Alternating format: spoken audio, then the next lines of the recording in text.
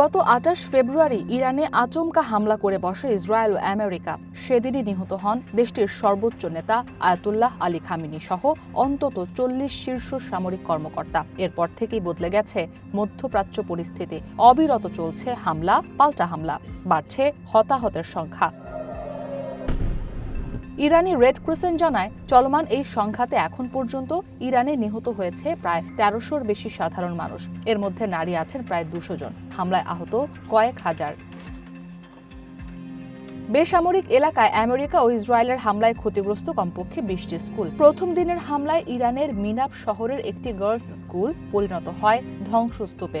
নিহত হয় ১৫০-র বেশি শিশু শিক্ষার্থী। ইউনিসেফ বলছে, ইরানে চালানো হামলায় নিহতদের মধ্যে ৩০% শিশু।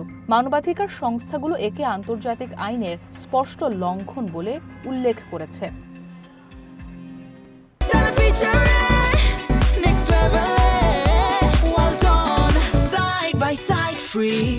ইরানে বিভিন্ন বেসামরিক স্থাপনাতেও হামলা চালাচ্ছে আমেরিকা ও ইসরায়েল। ইরানের রেড ক্রিসেন্ট সোসাইটির প্রেসিডেন্ট পীর হোসেইন কলিভান্দ বলেন, হামলায় ৩৬৪৩টি বেসামরিক স্থাপনা ক্ষতিগ্রস্ত হয়েছে। এর মধ্যে ৩০৯০টি আবাসিক ভবন, এছাড়া ৫২৮টি বাণিজ্যিক ও সেবা কেন্দ্র, ১৪টি চিকিৎসা স্থাপনা এবং রেড ক্রিসেন্টের ৯টি স্থাপনাও ক্ষতিগ্রস্ত হয়েছে বলে জানান তিনি। বলেন, হামলার বেশিরভাগ লক্ষ্য ছিল ঘন বসতিপূর্ণ আবাসিক এলাকা।